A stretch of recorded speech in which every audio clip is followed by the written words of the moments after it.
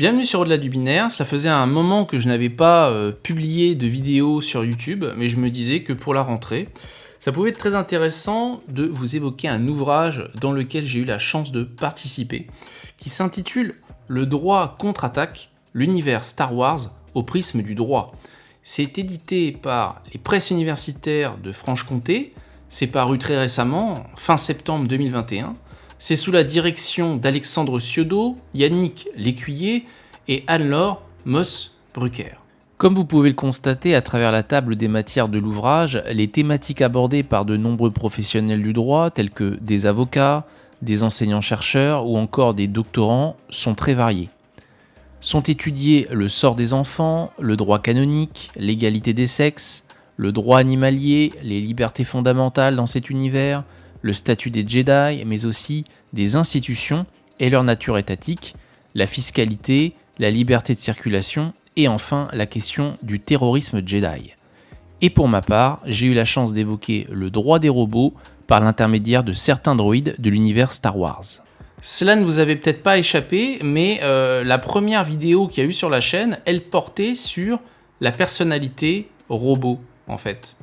Et pour le coup, dans le cadre de ma contribution, je traite des droïdes de l'univers Star Wars, et forcément au prisme du droit. Alors je ne traite pas tous les droïdes en réalité, je ne traite pas d'ailleurs les plus connus, j'aurais pu traiter les plus connus des épisodes canoniques, comme par exemple R2-D2 ou C3PO. En fait non, pas du tout, je me suis intéressé aux spin-offs de l'univers Star Wars. Et dans ces spin-offs, on retrouve Rogue One et Solo.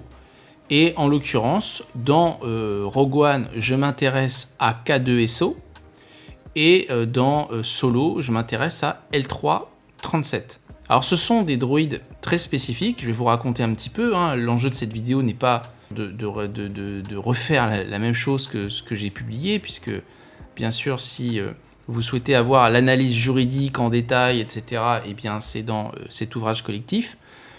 Là, en l'occurrence, le but, c'était de démontrer que dans l'univers Star Wars, eh bien, il y a quand même une certaine profondeur en ce qui concerne la question des droïdes. Et c'est une des problématiques en fait, qu'on peut également retrouver de nos jours, ou du moins qu'on aborde de plus en plus. Donc on a des problématiques d'intelligence artificielle, de conscience des robots et des incidences juridiques que ça peut avoir. Donc dans le cadre de L337, qu'on retrouve comme je vous le disais dans Solo, L337 c'est un robot en fait qui est composé d'une pluralité d'éléments d'autres droïdes. Elle est composée vraiment de différentes manières, d'ailleurs elle a une tête un peu particulière. Un corps particulier, on voit bien que c'est un assemblage, vraiment un assemblage de différents droïdes. Et pour le coup, elle a quand même une sorte de conscience. Du moins, c'est ce qui ressort du visionnage de cet épisode. Et elle a une conscience, et à chaque fois, elle fait des réflexions sur, par exemple, le fait que les droïdes ne sont pas traités de la même manière que les humains de l'univers Star Wars, parce que c'est vrai que l'univers Star Wars, c'est quand même une œuvre qui porte énormément sur les humains dans cet univers. Et ce qui se passe, c'est qu'à chaque fois, elle fait des réflexions du type je suis pour l'égalité des droits entre les droïdes et les autres espèces de l'univers.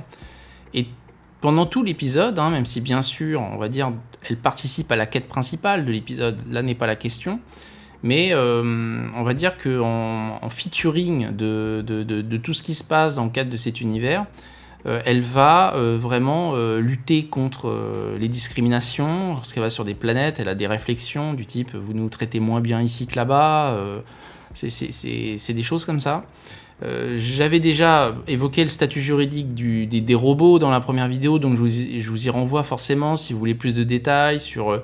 est-ce que les robots sont des choses ou pas ? Est-ce que ce sont des personnes ? Donc ça, c'est des thématiques que je traite dans le cadre de cet article, tout ce qui touche à la personnalité robot.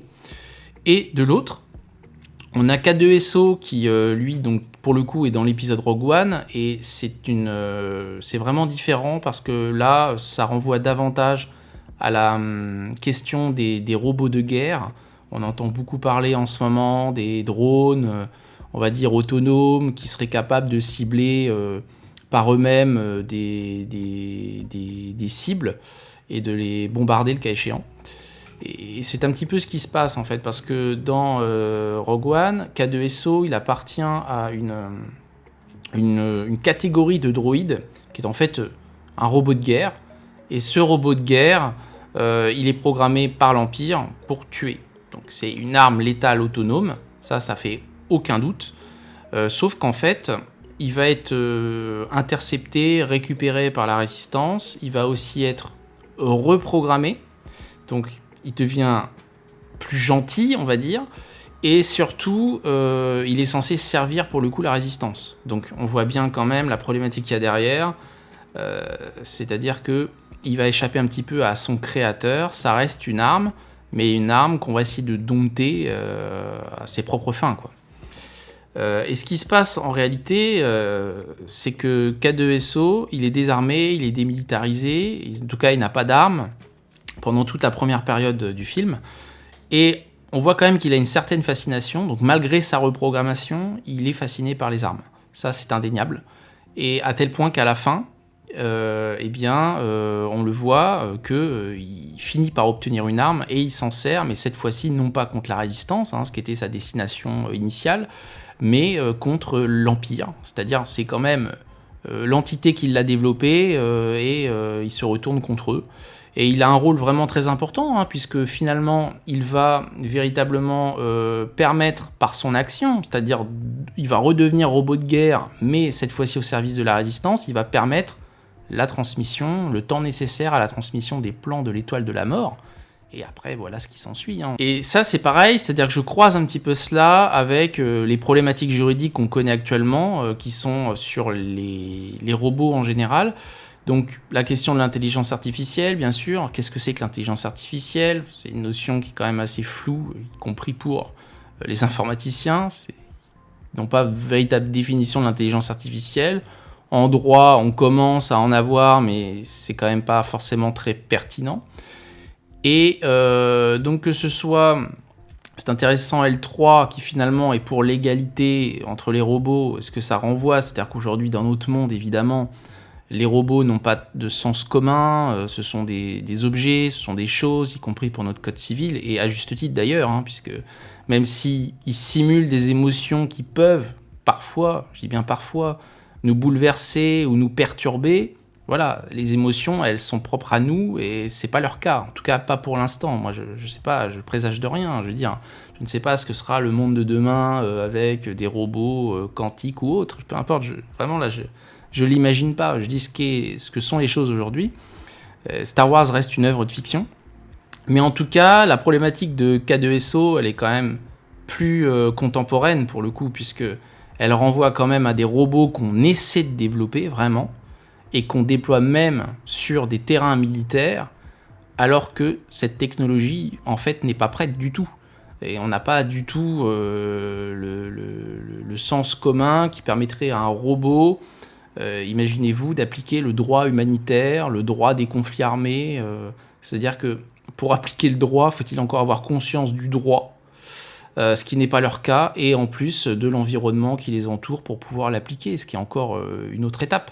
Donc il y a cette problématique-là que je traite, et puis bien évidemment, il y a aussi la problématique quand même de l'arme que l'on développe, et puis qui se retourne contre son concepteur, qui est véritablement une thématique très banale en matière de science-fiction, mais qui interroge forcément, surtout lorsqu'on voit qu'en matière de conflit armé, je veux dire, et c'est arrivé malheureusement récemment, on a des technologies qui sont tombées entre les mains, on va dire, de l'ennemi, et qui sont aujourd'hui utilisées à des fins de persécution. Donc imaginons quand même ce qui pourrait être le cas si on développait de telles armes et qu'elles se retrouveraient entre les mains de l'ennemi, c'est vraiment assez fort. Et surtout ce qui se cache derrière. Alors là, c'est une problématique un peu plus qui renvoie moins au droit, bien sûr, qui renvoie plus à l'éthique, à la philosophie même, où là, on a quand même affaire à la déshumanisation de la guerre, les incidences que ça peut avoir. Donc tout ça, bon, ça je l'aborde pas vraiment parce que forcément, c'est pas du droit, mais vous imaginez un petit peu qu'il y a vraiment beaucoup de choses à dire. Donc ça, c'est ce que j'essaie de creuser dans le cadre de cet article. Je l'explique dans l'ouvrage de manière beaucoup plus précise, plus juridique, puisque forcément c'est une contribution scientifique, alors que là je vous fais un résumé qui est quand même assez général, de vulgarisation. Mais une fois de plus, ce qui est assez intéressant avec ce type d'ouvrage, c'est que ça s'adresse vraiment à tout public, c'est-à-dire aux juristes, qui bien sûr, eux, spécialistes du droit, ils peuvent être intéressés parce qu'ils vont découvrir peut-être parfois des éléments de droit, donc ça pour eux c'est intéressant.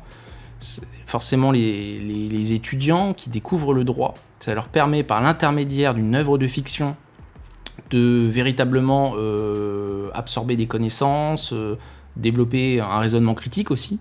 Et je pense vraiment aussi que ça a sa place, ce type d'ouvrage, pour les profanes, c'est-à-dire les personnes qui ne connaissent pas le droit, mais qui s'y intéressent parce que, par curiosité et par l'intermédiaire de l'environnement Star Wars, eh bien c'est quand même plus sympathique de s'immiscer dans un univers qu'on ne connaît pas vraiment.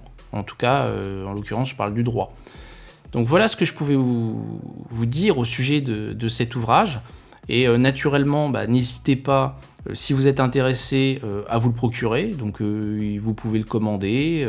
Et bien sûr, je mettrai dans la description la référence du site de l'éditeur si vous souhaitez directement le commander là-bas. En tout cas, je vous remercie et je vous dis à très bientôt sur les internets.